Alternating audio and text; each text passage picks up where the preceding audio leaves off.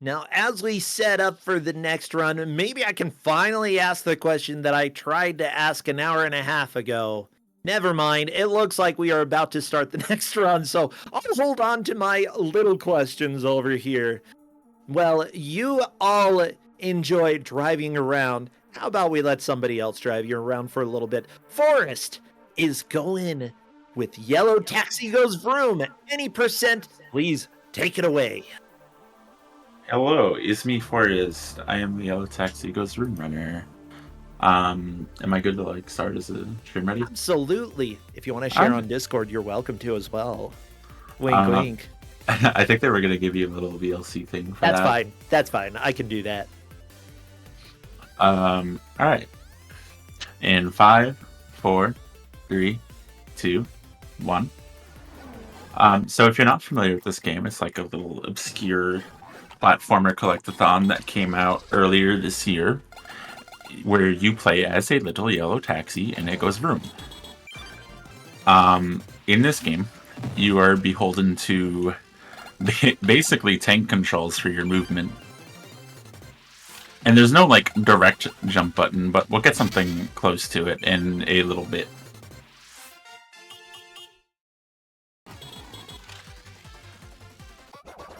Okay. Hello. Yeah, you are going up strong. Keep going. Okay, so I'm about to unlock the main movement tech in this game. The only movement tech in this game. It's called Flip-O-Bow. When I press X now, it will do a little spin, and if I let the spin finish, it does a dash, and if I press A at the end of the spin, it does an extended dash. And I can also interrupt the Flip-O-Will to do little hops or backflips and side flips. And I can also do double jumps or double backflips or double side flips. If I do a Flip-O-Will in mid-air, it will put it on cooldown immediately, though.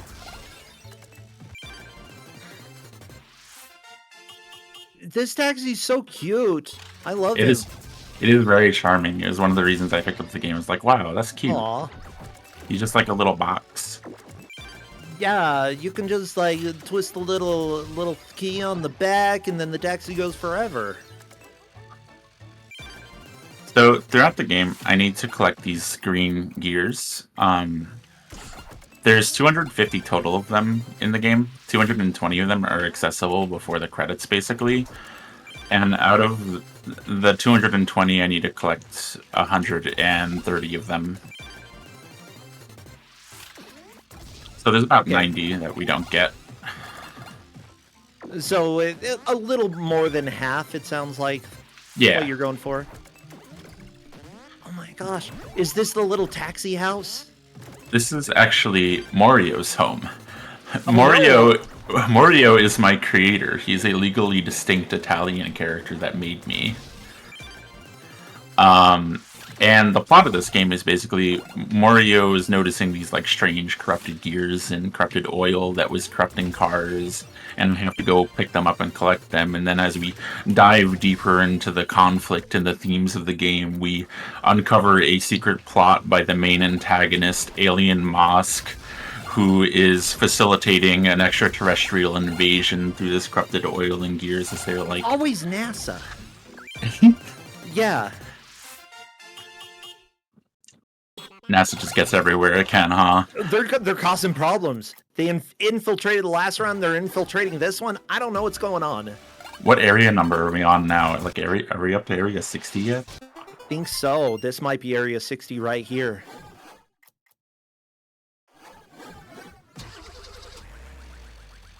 But that's okay. You're making quick progress here. Yeah. In levels where Mario is not present, I am beholden to my little clockwork key on the back of my car, so I have a time limit before I expire. But I can pick up little people that want to be dropped off, like in Crazy Taxi, and they will give me plenty of time to finish the levels without dying. But I also get time for picking up gears and coins. Good. You should get extra time. That's Like, I don't know how the taxi business works, but I assume the more gears that a taxi have, the longer they can take to get to their destination.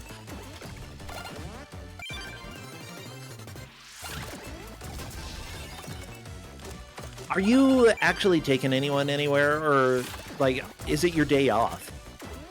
I just did like one quick delivery on my day off, but now I'm good on my own. I'm just doing a little joyride around Bomb Beach here. Fending off these bombs who are trying. They don't actually hurt me or anything. I don't have a health bar, but they will like throw me up into the air if they get next to me like that. And I don't like that because that's slow. Yeah, I like the big. It almost looks like a bomb duck that's waddling in the background in this world. I'm not sure what it is, but a little scary. Yeah, it's like a little big bomb guy that has like Mario's nose on them. Morio, right? It's Mario with an M. Legally distinct Morio. Yeah. Oh my gosh. Some of these jumps like are just stressing me out. Like, yeah. I'm not sure how precise they are, but they feel pretty precise. Some of them are pretty forgiving, but some of them can be pretty rough. Oh! I went a little too early there. I'm using this bomb to damage boost up to the sledge. Having issues with this bomb damage boosting up to the sledge. Okay, there we go. Nice. Yeah, damage boosting, fairly common in video games. If there's knockback, whenever there's knockback, you might be able to use it in some way, and that's great that it worked there.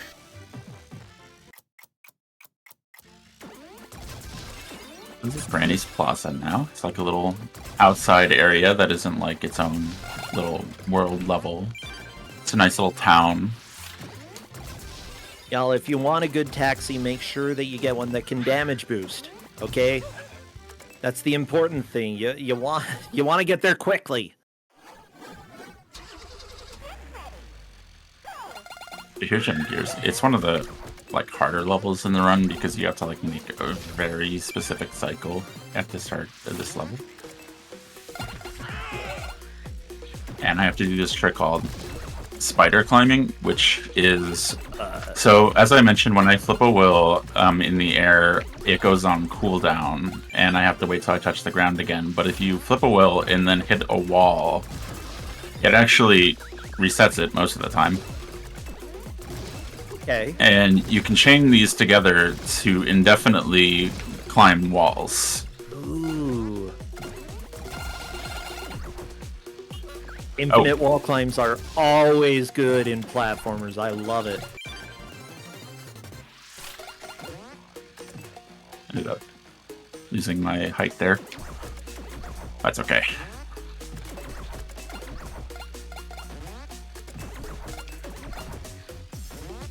Yeah, like I feel like this taxi is going the wrong direction quite a bit. I mean, at least it knows how to reverse and go up. I don't think it's safe to drive a taxi into a gym. I'm not sure, though. You know, I forgot that whole aspect that we are in the gym driving a taxi. That's okay. Back to Granny's Island. I have to visit the law offices really quick. Another normal place for taxis to enter. I mean, considering that you just drove around in the gym, you probably gotta go see the lawyer. Yeah, if you talk to office, right? Yeah, if you talk to the lawyers, they give you the blurb that all the characters in this game are legally distinct and not a representation of real people. You know, like Alien Mosk, the CEO of Tosla. Ah, yeah. I love it. Also the main antagonist. Oh good, we're gonna beat Tosla! At least I hope so. You know, honestly, most vehicles... Let's forget gasoline, let's forget electric, let's use the twisty keys on them, you know? That's a better form of transportation. You can just twist it yourself. You know, that's enough power to get around an entire Granny Island. It'd be pretty energy efficient. Possibly. I feel like I would get tired twisting my car up, though. Ugh. Get beefy arms, though. Okay, never mind. I'm convincing myself this is a good idea. This is how we are going to save greenhouse gases, you know? And save, I mean, like, stop emitting. By twisting the things on the cars. We'll just all get really buff doing it, too. Oh my gosh, the biggest arms. It's gonna be Popeye by the end of it.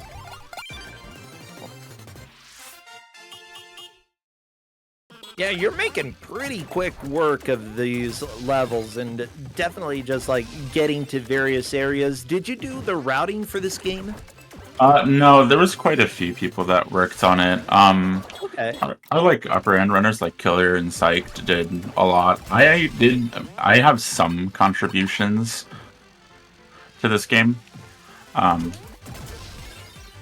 discovered like one trick with ramps where if you like wiggle while on the ramp, it will reset your flipper wheel when you like go off the ramp, but you lose a little bit of height.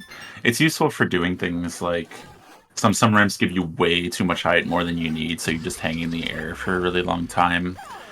And by just like wiggling and stifling your height and resetting flipper wheel, you get to kind of interrupt your massive hang time.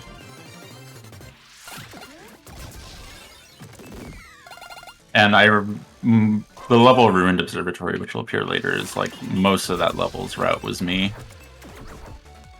Oh, nice. Yeah, I mean, there are a lot of speedruns that have multiple people contributing. I tend to pick up games that nobody else plays because I really like routing. You know? Yeah. I love that, like, it seems like different people had different levels that they really wanted to focus on, or you know, sometimes you find something that you're like, I have an idea, and then you really get into that level. Yeah, and like a lot of the small things I found in this game was just like me playing, just like running the known route and like having a moment where it's like, that seems weird, that seems off, or like something happens accidentally. I'm like, oh, I can add that in or do that differently. Oh, yeah. Like, if I find stuff, usually people improve it from there if other people run it, and I love that, you know? Make it a community effort rather than just a sole individual running. Those cars there that explode are actually very scary with this bowling ball, because if the bowling ball hits them in a certain way, it will get thrown off the track, and I would have to spawn a new one. Oh, no. I have to, like, be very careful to hit them dead on with it. There was like a time where people wanted to remove that gear from the route because it was too annoying. This very much has kind of a 90s aesthetic going on in this level. Yeah, you got the typical arcade carpet on the floor. Yeah, you've got the sort of purple-orange color gradient for the background, which wasn't as common in the 90s as we depict it now. You know, we go a little bit overboard with the 90s aesthetic, which I prefer it to the real 90s aesthetic. Sometimes. For video game purposes, I prefer it. Oh, up the wall, very nice. Oh, that exploded early.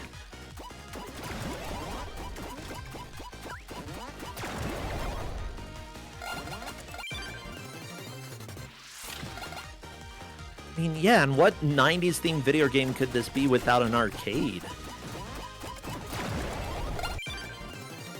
Yeah, the game is like heavily inspired by 90s stuff. They cited like 90s platformers and collectathons as their inspiration. Oh, I guess hence one of the characters being named Mario. Yeah, for sure. This is aesthetics, the game. I love the visuals. This is just so good.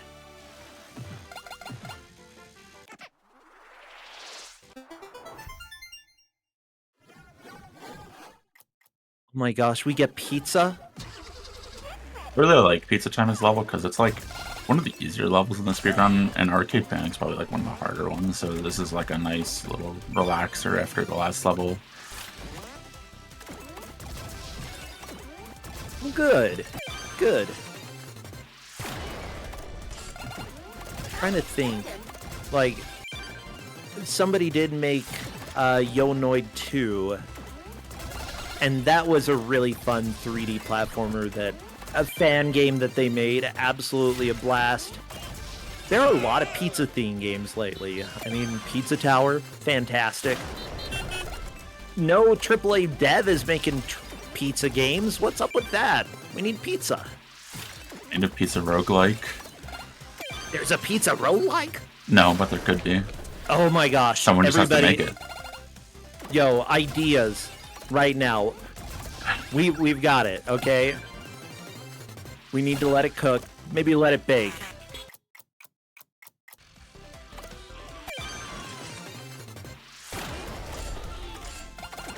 Pizza Battle Royale. A pizza battle royale. Oh my gosh.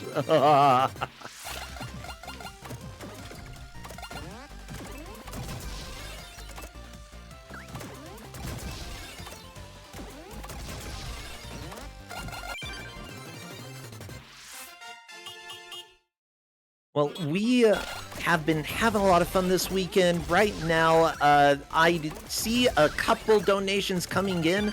First from Alta Biscuit, who gave $50 towards that comfy nighttime cleanups incentive, saying good luck on all parts of the run, Forrest. The yellowing, the taxiing, the going, and vrooming. Especially the vrooming. I think we're getting a lot of vrooming here, yeah.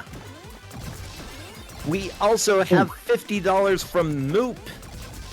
They say, you go, Forrest. Fingers crossed for a smooth Crash Test Industries. Uh-oh. Crash Test is the hardest level in the run.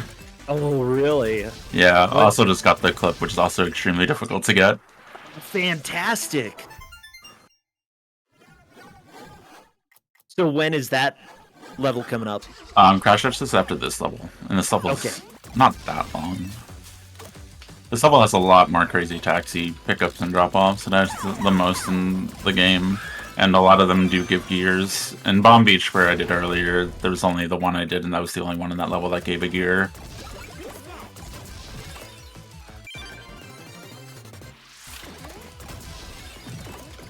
So what's the overall theme of this level that we're in? It's just like a cityscape area, and there's like a King Kong gorilla at the top of the skyscraper who, his name's Merzio, it's his city, Merzio City. He's very nice, he just has a little bit of gas. And you have to like climb the skyscraper to relieve him of his gas. I'm not gonna do that though, because the climb of the skyscraper is very, very long. Yeah, and that's weird. He should see a doctor. You Yeah, know? he should. Yeah. Honestly, if a taxi is your doctor, healthcare, am I right? I think you could do it. It's complicated. I've seen taxi drivers pull off pretty impressive stuff.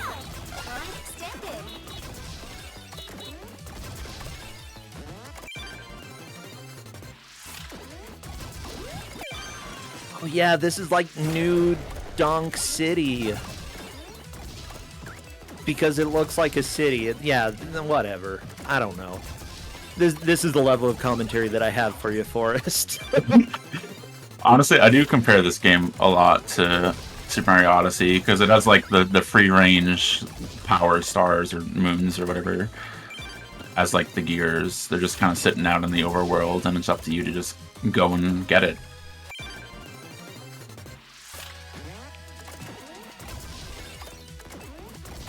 Yeah, and they're like, chat is really impressed with some of the moves that you're making as well. Like, you're really getting all over this city, doing jumps from one place to another place. You're making this look pretty trivial, but I know that there's a lot of effort put into it, and I'm excited to see the next level. Everybody, hold on to your breath. Hold on to your breath. Whatever, hold your breath for a second, because this is going to get intense.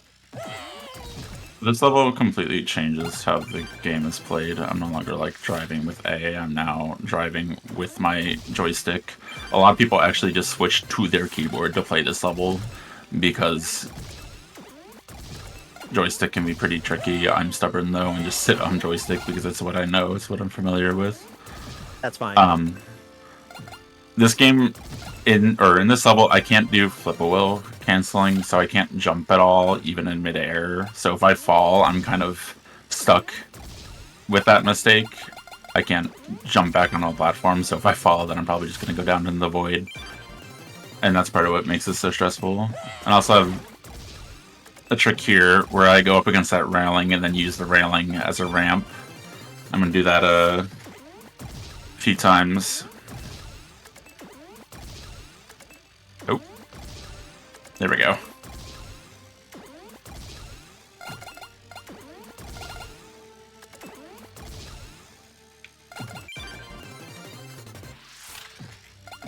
The entire, like, gimmick with the way the game explains not being able to do the cancels is that in this level you meet a girl taxi named Ochre Taxi Goes Smooch, and it is your taxi's love interest.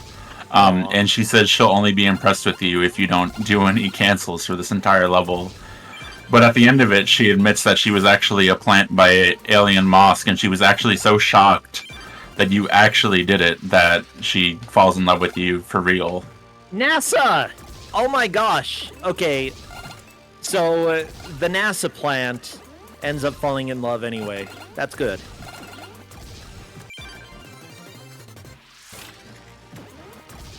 I mean, it's like double agent level stuff going on with her. I like it.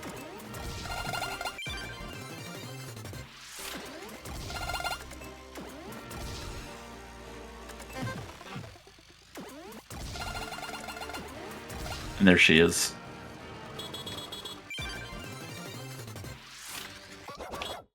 Oh, this was great. That actually went really well. That was like, that went pretty much as good as I could expect, except for the part where I got stuck on the rail, but that was like a very small thing. Like, every jump that you were making, like, the dashes flying up into the air, landing on extremely thin platforms. I didn't want to say anything while you were doing it because that looked incredibly difficult. Fantastic job, everybody. Like, give it up for Forrest. That was amazing. So Mario forgot the password to this door we're trying to get past, and he wants me to enter his subconscious to go find it, but his subconscious doesn't like me being inside it, so it's going to constantly fire a laser at me that will instantly kill me if it touches me. I don't like that. Oh my gosh! He's horrifying! Yeah, it's pretty relentless and scary, especially if, like, one segment drags a little bit and now you're on a cycle you're not familiar with. But I should be fine. I like the weird nesting doll plumber as well. He's pretty enjoyable to watch in the background. Yeah, there's a lot of things going on in his subconscious, and he's got, like, little characters as Mario, like Mario Goku right there.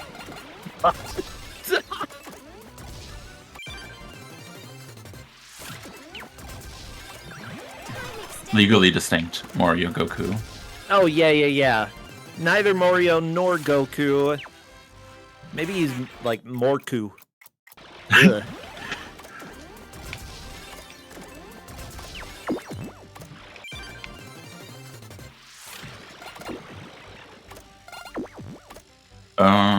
I'm gonna be a little bit careful there. I think if I had tried to make the jump, I would have gotten hit.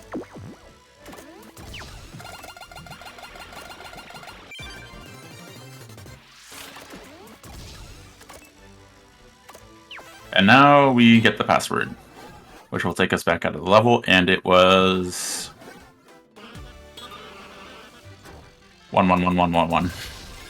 Wait, really? Oh Yeah. my gosh. Yeah, he forgot his password, and it was just 4 ones. You know, that sounds like me. I would probably, like, the easier the password, the more likely I'd forget it.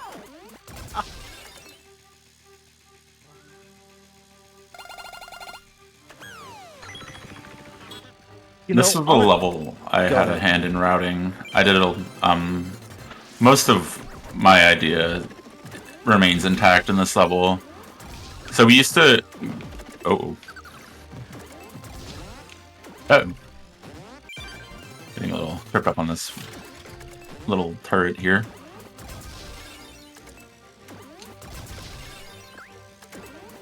We used to go in through the front door to the castle and climb up the inside, but I kept losing runs to that, and it annoyed me.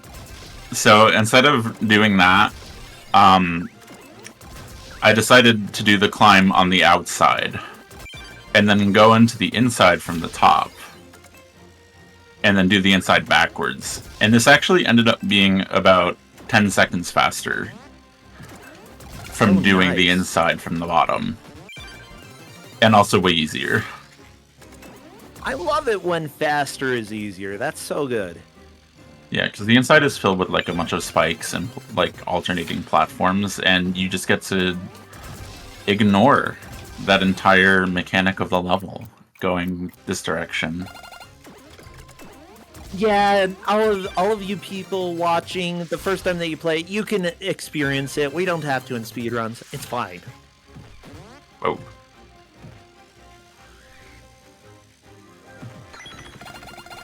Yeah, FYI, I do not have any donations in the queue, but we still have multiple donation incentives. Plenty of prizes for this weekend, so please get those donations in for Trans Lifeline. We are working to benefit them, and all of the love that you've given so far, over $12,000 at this point, fantastic, but we could probably reach double that by the end of the marathon. I've got faith, y'all. Now we're entering the final 2 levels that are back to back. I'm going to skip the entirety of this level. There's like an entire indoor segment with a bunch of spikes and stuff. It's very strange that his HQ has a bunch of spikes inside. Seems unsafe. So using the trick mentioned earlier, where I reset my flip-a-will on a wall, I'm going to climb this building while moving around it in a circle. I love this.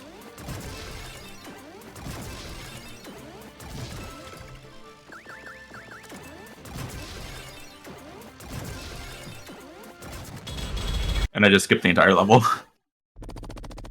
When you go through the entire inside, you end up out on that balcony, and you can just get there by climbing the side of the building like that. Very impressive. Fantastic. Look, they're bunnies. Okay, I like this game. I mean, I already liked it, but they're now bunnies. Yeah, so now we're on the moon to stop the extraterrestrial invasion. We're in Area 60 now. Oh my gosh, NASA. You betrayed us, okay? But there are bunnies on the moon, so maybe Area 60 is good after all.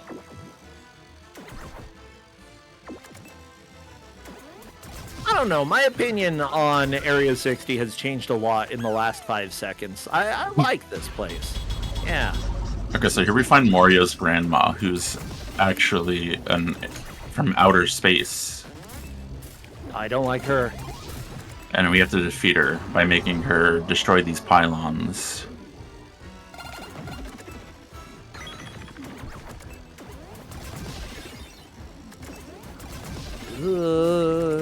She's got a rolling pin and fireballs and acid. This is a grandma who, like, definitely keeps her pantry full. It's like this whole tentacles. Obstacle course it wants me to go through, but I'm just gonna, like, float my way across the room to the pylons.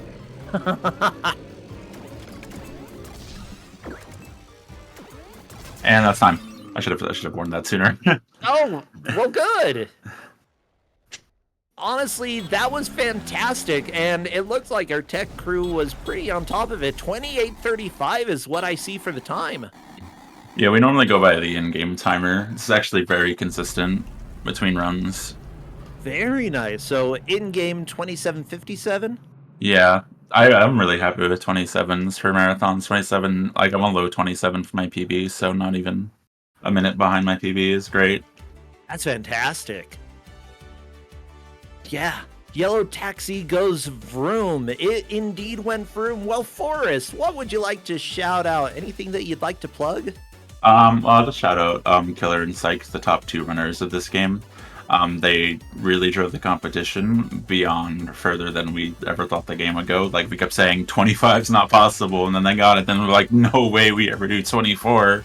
And now they're both like at high 24s on their time.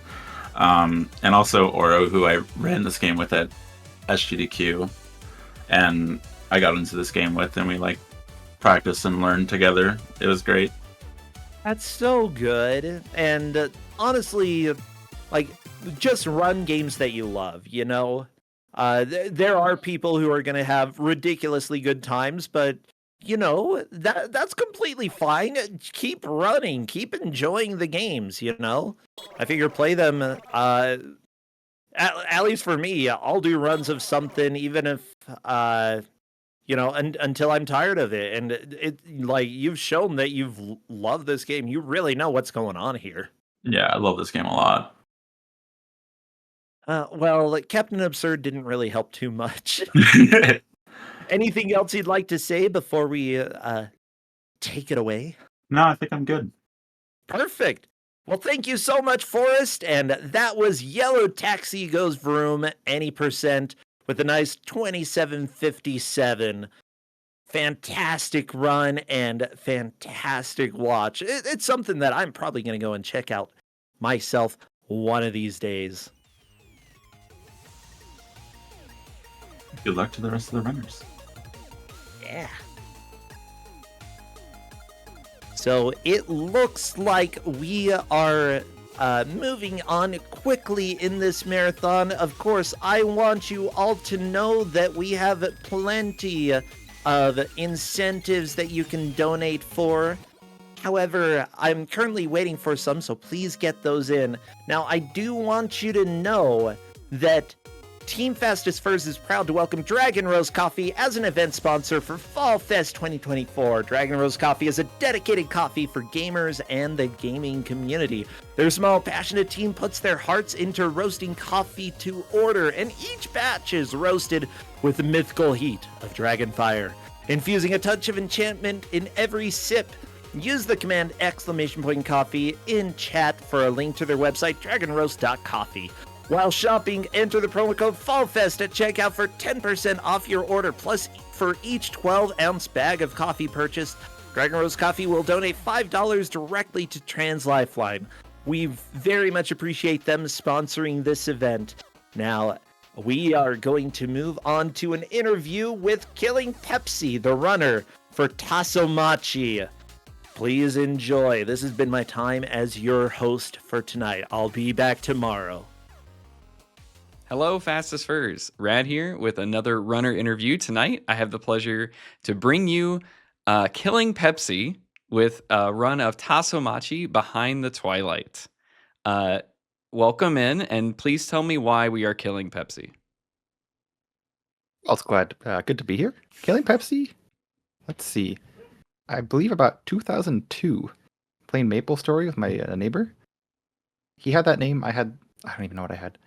Something real dumb. But he, a couple years later, decided, I'm going to change to like Melon Guy. I'm like, cool.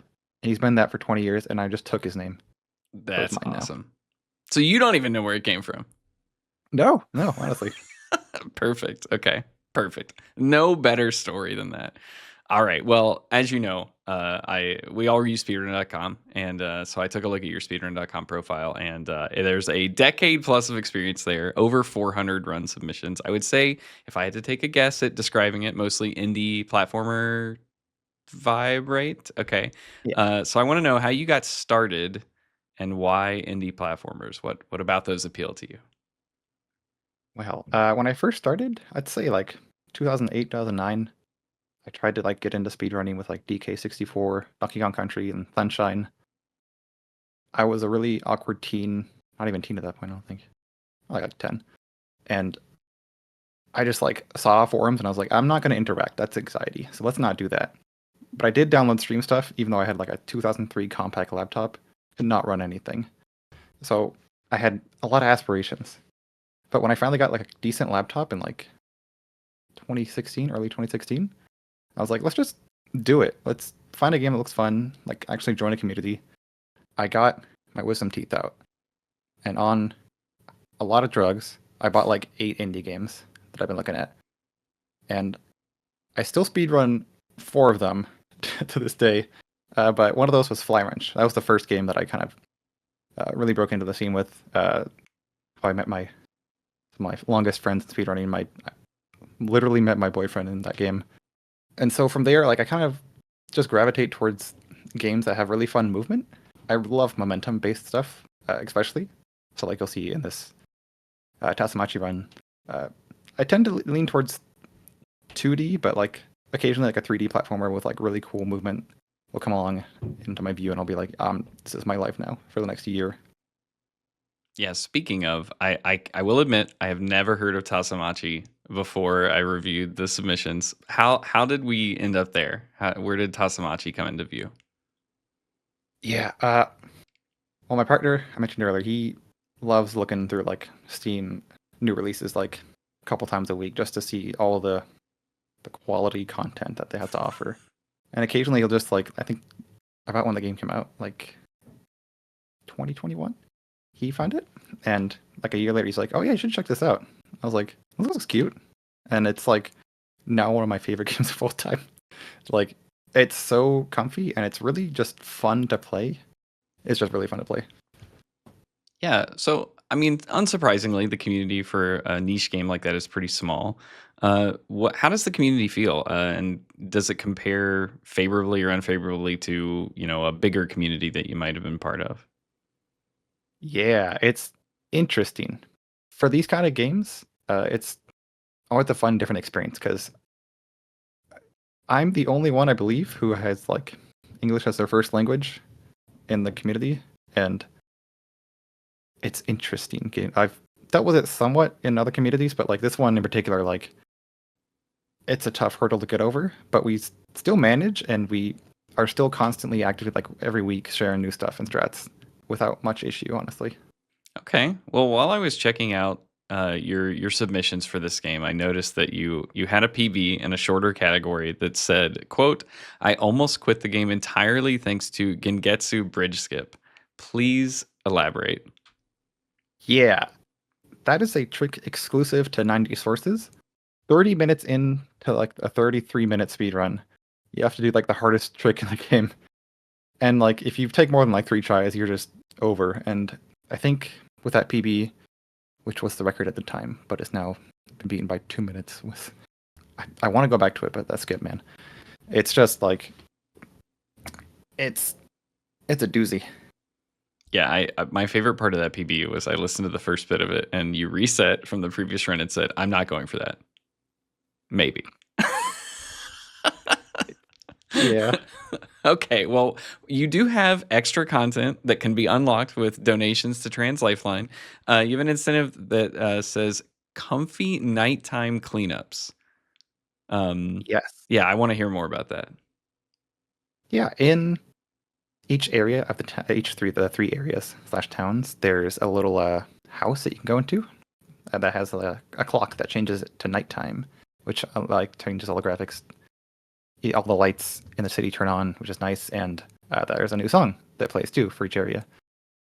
So I'm like, let's just go out of our way to make the run a little more comfy. And the cleanup part comes from through the game. We go through the 3 areas, and then we do the 90 sources thing where we like repair the airship, and then we go back through each area to clean up, get some extra sources to beat the game. And in that cleanup is where we do the nighttime stuff. All right. Well, we don't own the copyright on it, but as a furry community, I think we do know comfy. So, folks, let's get those donations in for Trans Lifeline. Let's make things a little cozier tonight, a little comfier, and extend the marathon just a little bit more. So, speaking of the furry community, of course, we're called Fastest Furs, and but we do attract a lot of runners that are furry adjacent or fur ally. Where do you fall on that spectrum?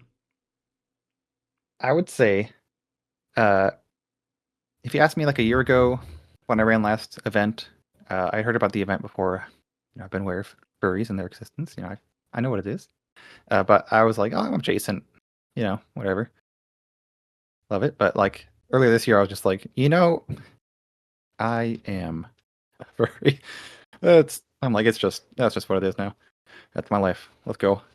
All right. Well, thank you so much for joining me for this interview, folks. Definitely stay tuned for Tasamachi. See, I said it. I did it again. I'm good. I'm good now. And yeah, Killing Pepsi, thank you so much for joining me. Thank you for having me.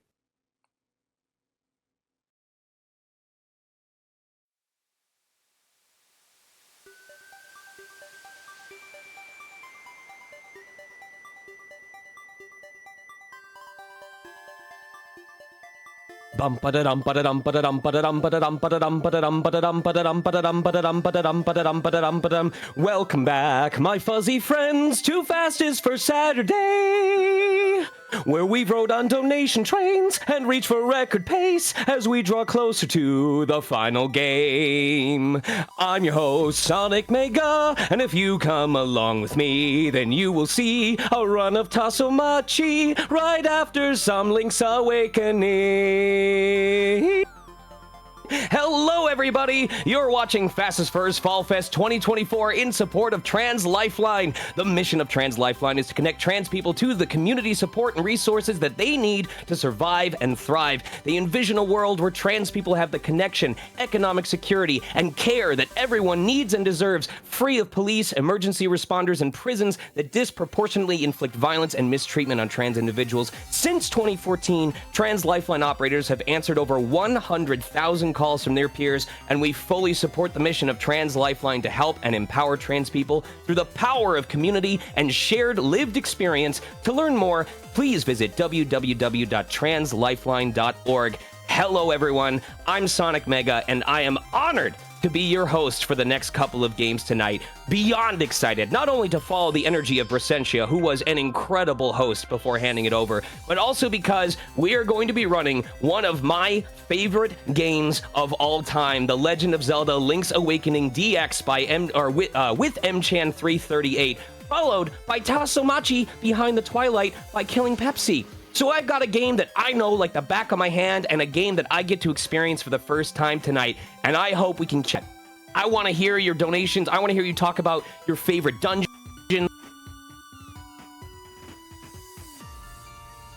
I want to hear you talk about any parts of the game that really stuck with you. I want to hear what you're excited about. I want to hear about your favorite moments from earlier today, because I was doing training the entire day, so I missed a lot of runs. But don't take it from me. We have so many Tunic Bid War. The Legend of Zelda Link's Awakening DX.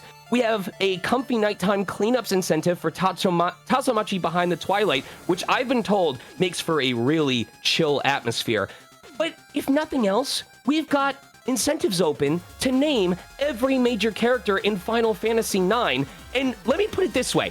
We already have a $4 donation from Anonymous that wants to name Amarant Marshpaul. I mean, you have the opportunity, chat. Also, their comment says trans rights.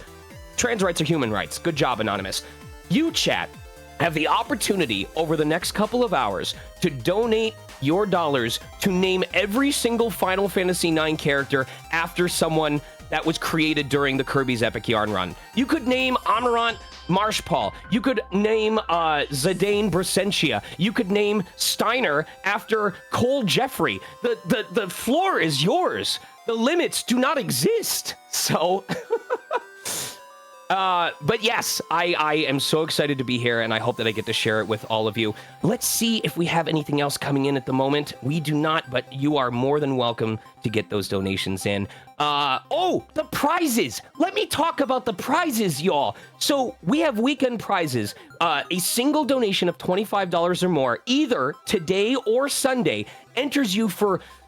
Oh my gosh, so many prizes. Let me go through this list real quick, okay? We've got Perler set, Posters, enamel pins, $100 Amazon gift card, LED badge and stand. The list goes on and on. But if you donate $50 cumulative between now and the end of tomorrow, you could be entered to win, or you will be entered to win, a 512 gigabyte LCD Steam Deck. Think about how cool it would be if your entire Steam library was portable. Think about how big your library got because you don't have time to sit down at your computer every single day. Now imagine your computer comes with you, and for $50, you could finally make 1% of progress towards the thousands of dollars worth of games that you still have yet to touch.